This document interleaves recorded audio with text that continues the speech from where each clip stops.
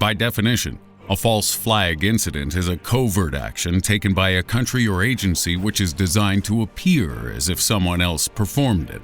And these acts are often used to give pretext for political or military action. Many believe 9/11 was a false flag operation aimed at gaining support for war in the Middle East. And the recent coup in Turkey is also suspected as being the work of current President Recep Erdogan. But have any of these operations ever been proved? Yes, our title kinda gave that away. So let's take a look at 7 confirmed false flag attacks.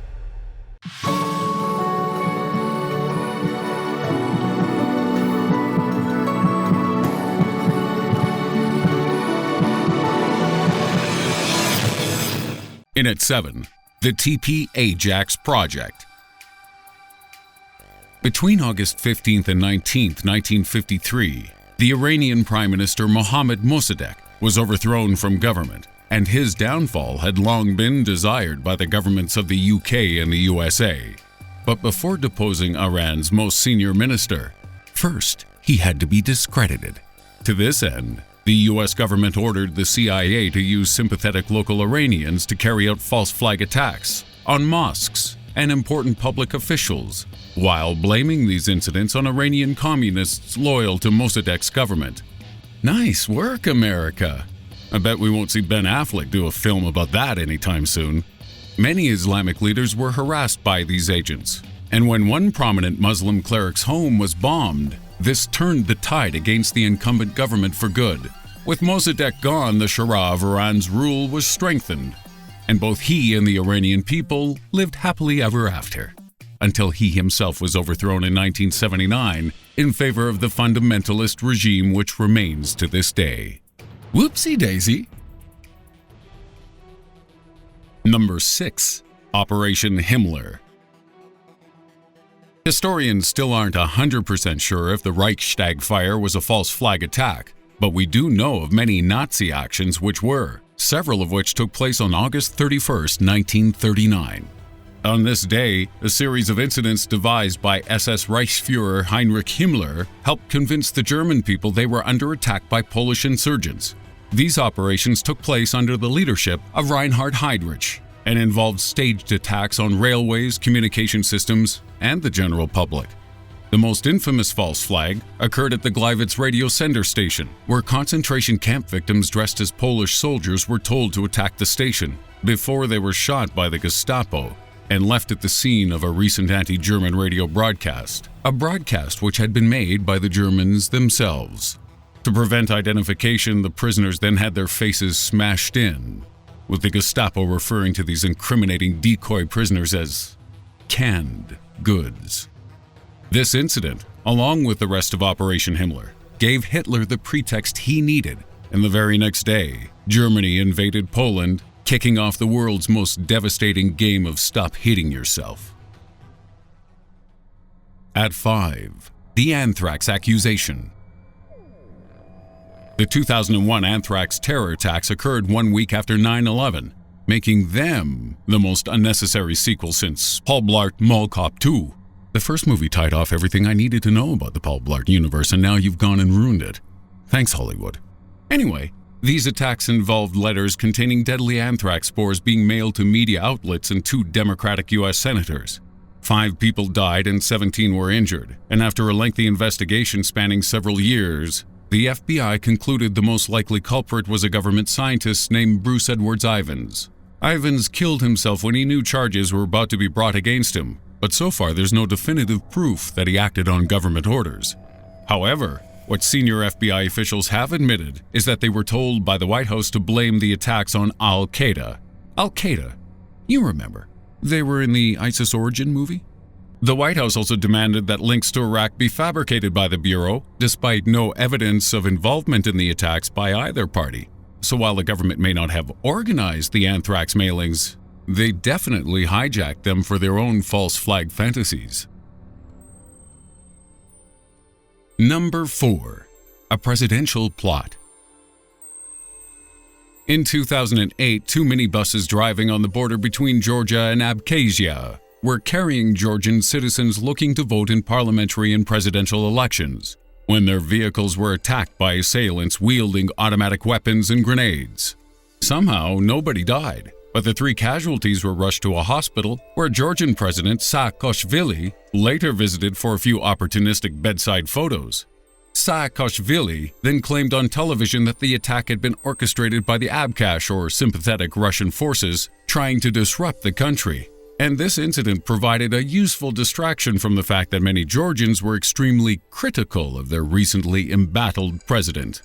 But an investigation by a Georgian documentary team later discovered that a camera crew from the pro-government channel Rustavi 2 had been in position to film the attack well before it began. Additionally, a United Nations inquiry found that the attackers came from well within the Georgian side of the border, and in 2013, 2 former Georgian security officers were charged with exceeding official powers and committing domestic terrorism. So for probably the first and only time in his entire life, Vladimir Putin was innocent. 3. Terror in Paris and Nice. Sadly, terror attacks in French cities are nothing new, but the incidents we're referring to in this entry actually date back to the 1970s and 80s. During this time, 3 terror bombings took place in Paris, Nice, and Cannes, where 30 people were injured and 1 killed. Initially, blame was placed on an extremist Zionist group called the Mosaddegh Action and Defense Movement after anti-Islam leaflets bearing the Star of David were found at the scene. And since all of the targets had been either pro-Palestinian locations or accommodation frequented by North African immigrants, it was thought that Islamophobic Jewish terrorists had carried out the attack. However, this was exactly what the neo-Nazis behind it wanted you to think. The attacks were actually organized by the far-right French and European Nationalist Party, and in 1988, 18 of its members were arrested for the bombings. Their intention had been to start a race war between Jews and Arabs in France, because apparently racial tension is something we needed more of. Hooray! Race war! Number 2. The LaVon Affair. Only 1 year after the USA and UK's Operation Ajax, Israel decided it wanted a piece of the delicious false flag pie, and framed the Muslim Brotherhood and Egyptian communists as having been responsible for a series of bombs planted across locations in Egypt.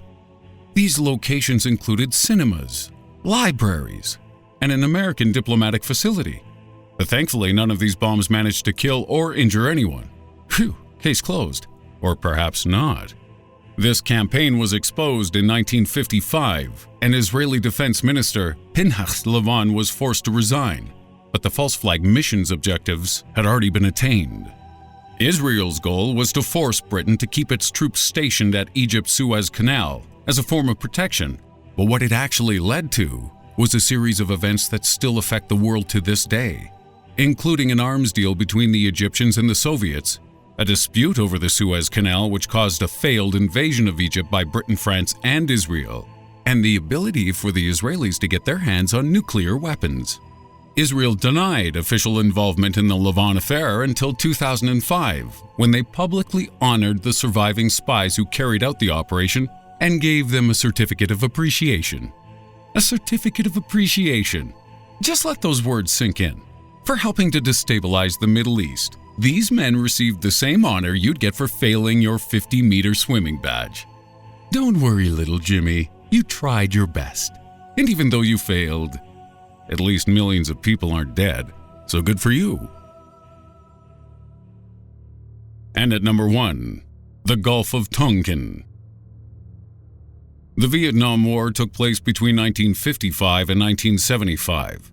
So why would you need to orchestrate a false flag operation when you've already got the agonizing conflict you so desperately wanted, Mr. President? Well, there simply weren't enough American boots and corpses on the ground for Lyndon B. Johnson's liking, so when 2 Navy destroyers, the USS Maddox and the USS Turner Joy, were attacked by North Vietnamese assailants on August 4, 1964, the President and Congress had the justification they needed to commit regular U.S. combat units to Vietnam for the first time. The only problem is, this attack never happened. The USS Maddox shot 300 shells during the incident, but It has been verified that no Vietnamese naval vessels were present in that area at the time. And when President Johnson was asked what the ship was firing at, his response was, "For all I know, the Navy were shooting at whales out there." Great quote, Mr. President. You're doing a bang-up job. Former U.S. Secretary of Defense Robert S. McNamara admitted in 2003 the Gulf of Tonkin incident had never happened. And 2 years later, a declassified NSA study confirmed the incident had been fabricated, meaning that the President of the United States and their democratically elected Congress of the United States of America lied to the very people who had elected them to office. But don't worry, I'm sure politicians don't do that kind of thing anymore. Except they do. And here's a list of 7 real government conspiracies to prove it. Some of the conspiracies on this next video are so insane that the next time you go to vote, you'll want to draw a giant penis on your ballot paper, which I think is actually a vote for Anthony Weiner. But don't quote me on that.